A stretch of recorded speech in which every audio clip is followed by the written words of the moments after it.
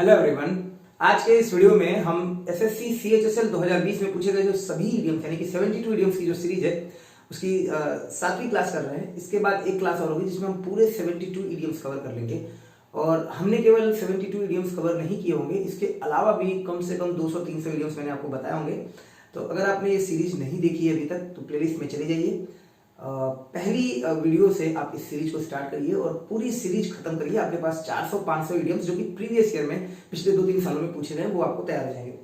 अगर आपको इस लेक्चर की पीडीएफ चाहिए तो टेलीग्राम चैनल English@DeanSir यहाँ से आप पीडीएफ ले सकते हैं।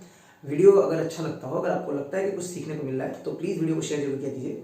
आज की इस क्लास में हमारे पास फिर से 10 इडियम्स होंगे, लेकिन मैं फिर आज तो मैं थोड़ा कम बताऊंगा क्योंकि बहुत सारे बच्चे ऐसा करेंगे सर आप बहुत ज्यादा बता दे रहे हो एक क्लास में, तो मैं थोड़ा सा कम रखूंगा और बहुत ही छोटा सा सेशन होगा। बट इस छोटे से सेशन में आपको कम से कम 25 से 30 इडियम्स फिर भी मिल जाएंगे। क्लियर? चलो तो स्टार्ट करते हैं आज की class.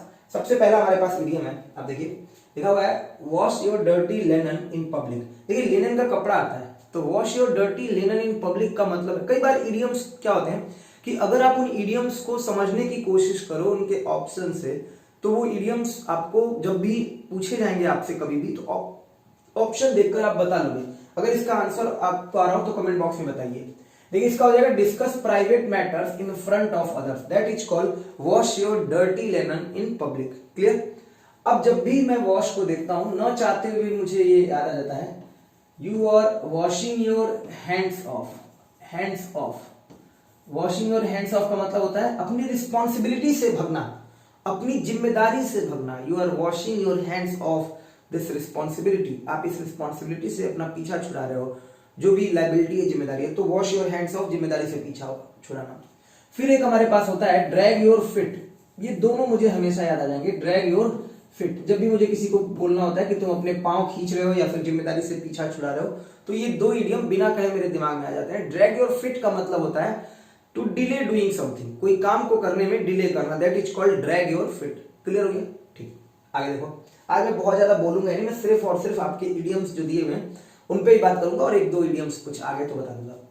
Newton's walk in the field of physics speaks volume about his genius. अभी देखो ये आपको आया था यहाँ पे, ये चीज आया था, इसको रिप्लेस करके इडियम लगाना था। अच्छा एक्चुअल में इडियम ऐसे पूछे नहीं जाने चाहिए, पूछे इस तरीके से जाना चाहिए जिससे आपको पता चले कि उस इडियम का किस कॉन्टेक्स्ट में यूज किया जा रहा है। मान लीजिए मैं आपसे बोलता हूं पता है तुम्हारा चेहरा सब कुछ बयां कर रहा है, जो जिस तरह से तुमने अपना चेहरा बनाया हुआ है ना, it speaks volumes about you, about your frustration. तो तुम्हें कहने की जरूरत नहीं है, you don't need to say something, कुछ भी कहने की जरूरत नहीं है।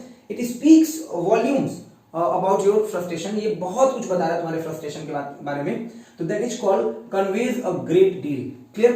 तो न्यूटन के जो वर्क है, न्यूटन के जो अचीवमेंट है फिजिक्स के फील्ड में, वो बहुत कुछ उसके जीनियस होने के बारे में बताते हैं और ये हो जाएगा कन्वेज अ ग्रेट डील। बहुत सारा कुछ बताना। स्पीक वॉल्यूम्स का मतलब होता है बहुत कुछ बताना। ये कई बार आपके इंप्रूवमेंट और एरर में भी आ जाता है। स्पीक वॉल्यूम्स इन दे देगा या कुछ और दे देगा, तो अबाउट और फॉर आप ध्यान रखिएगा। नेक्स्ट है हमारे पास to run around like a headless chicken. Clear? Headless chicken, sorry headless बोल रहा हूं, हेडलेस लिखा हुआ है। To run around like a headless chicken, इसका मतलब होता है मतलब ऐसे ही भागना बेवजह, कुछ पता नहीं आप किधर जा रहे हो, यूं ही चला चल रहा है, यूं ही चला चल रहा है ना।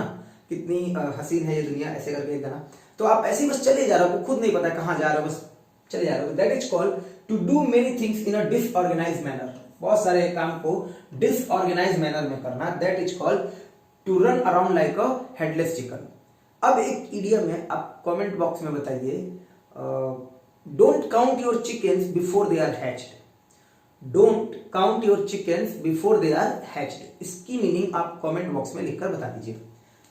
और इसके अलावा एक वर्ड है आपके पास यहाँ पे, अगर मैं कहूं विलिंग टू डू का मतलब होता है आप इच्छुक हो, अनविलिंग मतलब आप इच्छुक नहीं हो। और लेजी वर्ड बहुत बार पूछा गया आपसे।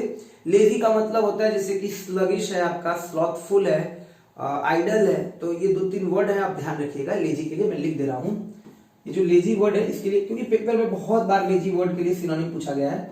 स्लॉथफुल, बहुत ही स्लगिश इकोनॉमी है, बहुत ही स्लगिश जगह है, और आइडल। तो ये 3 ध्यान रखिएगा, बाकी मैं बहुत ज्यादा नहीं बोल रहा हूं। लेजी। क्लियर? चलो बाकी है to leave no stone unturned. देखिए इसी सीरीज में मैंने कितनी बार कहा ये इडियम, मैं बहुत यूज करता हूँ, ये इडियम मेरा बहुत फेवरेट इडियम है। To leave no stone unturned, I will leave no stone unturned to fulfil my dream. अपने ड्रीम को पूरा करने के लिए मैं कोई भी कसर बाकी नहीं छोड़ूंगा। I will leave no stone unturned, कोई भी कसर बाकी नहीं छोड़ना। It means to try everything possible to solve a problem, ये सही ऑप्शन हो जाएगा। अभी देखिए फ्यूरियस के लिए मैंने बहुत सारा वर्ड बताया था, आपको ध्यान होगा, कमेंट बॉक्स में बता सकते हैं फ्यूरियस के सिनोनिम्स आप बता सकते हैं। अच्छा एक इडियम और आपको ध्यान रखना है, explore every Avenue. Explore every Avenue, clear है, ये भी ध्यान रखिएगा, ये भी वही है लगभग हर तरह के प्रयास करना इस तरह के सेंस में। नेक्स्ट है प्रोवाइड अ ब्लूप्रिंट।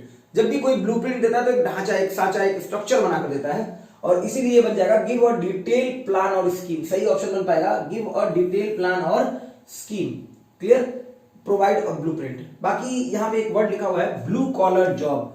देखिए एक ब्लू कॉलर होती है, व्हाइट कॉलर होती है, पिंक कॉलर होती है, बहुत सारी जॉब होती है। ब्लू कॉलर होता है जिसमें आप बहुत मेहनत मजदूरी करते हो, व्हाइट कॉलर होती है जो आप ऑफिस में बैठकर करते हो, तो उसको व्हाइट कॉलर जॉब कहा जाएगा, और ब्लू कॉलर जो आप बहुत मेहनत मजदूरी करते हो। अभी एक यहाँ पे वर्ड लिखा हुआ सीक्रेट मीटिंग, ठीक है, दो वर्ड मुझे ध्यान आते हैं इस जब भी सीक्रेट मीटिंग। वैसे तो सीक्रेट के लिए बहुत सारे वर्ड हैं, जैसे क्लैंडस्टाइन है, आपका सररेप्टिशियस है, बहुत अच्छे वर्ड है। क्लैंडस्टाइन और सररेप्टिशियस, दो वर्ड आप जरूर ध्यान रखिएगा, क्लैंडस्टाइन मीटिंग और सररेप्टिशियस, जरूर लिखकर बताइएगा इसके यूजेस को, अगर आपको आ रहे हो इनके यूज कैसे करते हैं सेंटेंस में, एडजेक्टिव की तरह यूज होते हैं तो।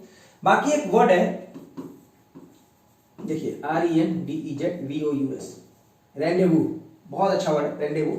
इसका मतलब होता है कोई मीटिंग जो कि पहले से अरेंज हो और आप करने जा रहे हो, फॉरेन वर्ड है तो ध्यान रखिएगा रेंडेवू, क्लियर। ट्राइस्ट भी एक बहुत अच्छा वर्ड है, ट्राइस्ट, जवाहरलाल नेहरू का जो एक स्पीच है 15 अगस्त का, ट्राइस्ट विद डेस्टिनी, तो उसमें एक ट्राइस्ट वर्ड है, वो भी इसी सेंस में यूज होता है, TRYST, तो उसको भी आप लिखकर बता सकते हैं, जैसे भी हो आप प्लीज कमेंट बॉक्स में बताया करिए, मैं पूछा करूंगा। Go back to the drawing board, मतलब वापस से उसी जगह पे लाना, कोई काम फेल हो गया, कोई काम खराब हो गया, वापस से उसी जगह पे आना, that is called go back to the drawing board.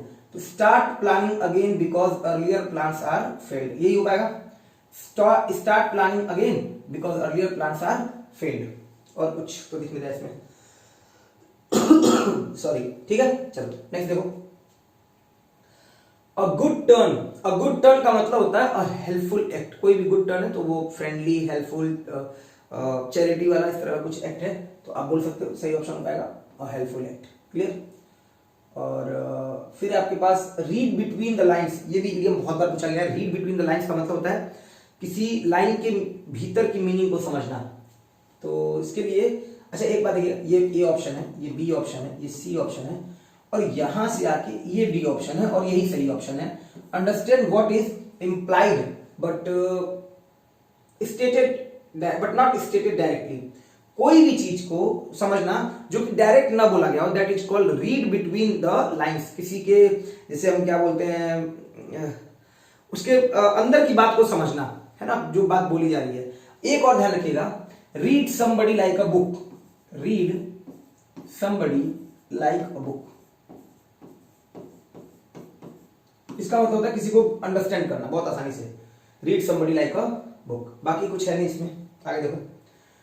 आज मैं देखिए इसीलिए केवल और केवल सिर्फ इडियम्स बता रहा हूं, और देखता हूं आप कितना एंजॉय करते हो इस सेशन को, इस तरह से सेशन अगर मैं करा रहा हूं तो। और अगर ऐसे कर रहा हूं, अभी तो आज ये क्लास है, बाकी आगे जैसे भी मैं फिलर्स कराऊंगा, इसके बाद आपको 72 फिलर्स है तो मैं 3 या 4 क्लास में खत्म कर दूंगा, क्लियर, बहुत अच्छे से प्रैक्टिस कराते हुए। Be glad to see the back of, it means when somebody is annoying, somebody is getting on your nerves, कोई आपको बहुत ज्यादा परेशान कर रहा है, इरिटेट कर रहा है, वैक्स कर रहा है, पिक कर रहा है, या फिर इर्क कर रहा है, इस तरह से कुछ भी परेशान कर रहा है, तो आप बहुत खुश होगे जब वो चला जाएगा, आप उसकी पीठ देखोगे कि वो जा रहा है। It means be happy when a person leaves, जब वो पर्सन छोड़कर चला जाए। अच्छा हैप्पी जब भी आए, खुश होना, बहुत ही हैप्पी हो, that it means on cloud 9, ध्यान रखिएगा, बहुत ज्यादा आया हुआ है ऑन क्लाउड 9। और टॉप ऑफ द वर्ल्ड है, एक अच्छा वर्ड है कॉकहू, कॉकहू। बाकी तो चीयरफुल, डिलाइटेड, डिलाइटेड, और एक्सुबरेंट, यूफोरिक, यूफोरिया होता है नाउन, यूफोरिक हो जाएगा एडजेक्टिव, क्लियर है। इतने ध्यान रखिएगा, और भी बहुत सारे होते हैं बट इतने में लिखिए। Cock a hoop on cloud nine, cheerful, delighted, exuberant और यूफोरिक, ये सारे वर्ड आपके पूछे गए, सिनोनिम में पूछे गए हैं। फिर है by the skin of one's teeth. तो by the skin of one's teeth का मतलब है बहुत कम मार्जिन से, बहुत कम अंतर मार्जिन से, बहुत छोटे से मार्जिन से, तो बाय नैरो मार्जिन। इसी के लिए आप लिख सकते हो बाय अ नोज, या फिर लिख सकते हो बाय अ विस्कर, दोनों ध्यान रखिएगा, ये पूछे गए हैं। बाय अ विस्कर, नोज वाला तो नहीं ध्यान रखना, लेकिन बाय अ विस्कर पूछा गया है, ठीक है, तो दोनों के लिए। तो by a narrow margin, clear हो गया। बाकी कुछ है नहीं ऐसा। नेक्स्ट देखो, नेक्स्ट है हमारे पास, terrorist kill thousand of innocent people in cold blood. ये आया था कोल्ड ब्लड, ये भी आपको इसी सीरीज में पहले के सेशन में मैं बता चुका हूं। इन कोल्ड ब्लड का मतलब होता है बहुत क्रुएल्टी के साथ मारना, without any emotions, that is called with cold, in cold blood. अब कोल्ड से रिलेटेड कुछ इडियम्स बता रहा हूं, ध्यान रखिएगा, ये सभी पेपर में पूछे गए हैं। आप ये जो भी मैं बता रहा हूं, इनके नोट्स अगर बना लेते हैं तो बहुत फायदा होगा आपको। Cold fish, a cold fish, फिर हो जाएगा आपका हैव कोल्ड फिट, ये भी पूछा गया, अभी पीछे एक पेपर में आया हुआ, ये हैव कोल्ड फिट, ये सब पूछे जाएंगे आपसे, ध्यान रखिएगा। Sorry, have cold fit, give somebody the cold shoulder, give somebody the cold shoulder, throw cold water on, make somebody's blood run cold, make somebody's blood run cold, blow hot and cold, ये सारे idiom आपको पूछे गए हैं कहीं ना कहीं।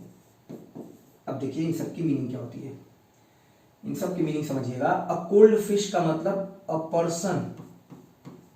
Person who seems to be unfriendly, है ना, जो बहुत ही अनफ्रेंडली व्यवहार कर रहा हो। Have cold feet, to be nervous, nervous होना या फ्राइटेन होना। गिव समबडी कोल्ड शोल्डर, तो वही हो गया अनफ्रेंडली बिहेव करना, अनफ्रेंडली बिहेवियर आपका है, जो you are doing unfriendly behaviour, that is called give somebody cold shoulder. Throw cold water upon, मान लीजिए आपने कोई आइडिया लेकर आया मेरे पास, सर ये मेरे पास आइडिया है और मैं इस तरह से काम कर रहा हूं, मैं उस पर कह रहा हूं अरे यार क्या बकवास आइडिया लेकर चले आए। To be negative about somebody's ideas, और टू डिस्करेज समवन, किसी को डिस्करेज करना, और to be some negative, to be negative about somebody's ideas, clear. फिर है make somebody's blood run cold, किसी को एकदम से फ्राइटेन कर देना, डरा देना। कोई ऐसी बात हो गई, जैसे मैं अभी पढ़ा रहा हूं इस रूम में, कुछ भी नहीं, अचानक से कोई ऐसी बात होगी मैं डर जाऊं, तो it will make my blood run cold. Blow hot and cold का मतलब होता है to hesitate, you are not clear, you are not okay, clear, hesitate करना। तो इतने सारे इडियम्स आपको बता दिए मैंने, 5 या 6 है, बहुत ज्यादा नहीं है। इसके अलावा एक चीज मुझे और दिख रही है यहाँ पे, और वो है माउंटेन।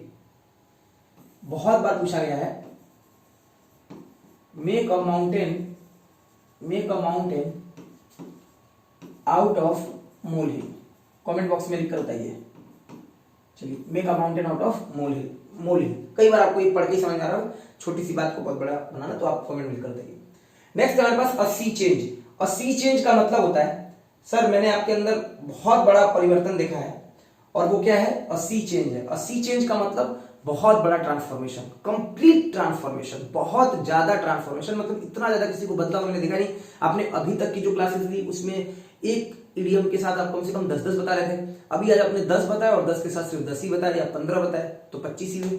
ऐसा क्यों? सर मैंने आपके अंदर 80 ट्रांसफॉर्मेशन देखा, तो मैंने ये देखा कि बच्चों का थोड़ा सा उत्साह गिर गया है बहुत ज्यादा बताने की वजह से, इसलिए मैंने आपको अपने आप को थोड़ा सा चेंज किया, और आज मैंने ये बताया सही ऑप्शन होगा कंप्लीट ट्रांसफॉर्मेशन। और ये आज का आखिरी इडियम था। इसके बाद 10 इडियम्स और रह जाएंगे, वो भी कवर कर लेंगे एक सेशन में।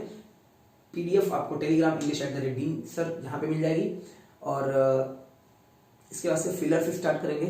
अगर आप कुछ और चाहते हैं, द हिंदू की वोकेबुलरी या कुछ भी, तो प्लीज कमेंट बॉक्स में जरूर बता दीजिएगा कि आपकी क्या इच्छा है।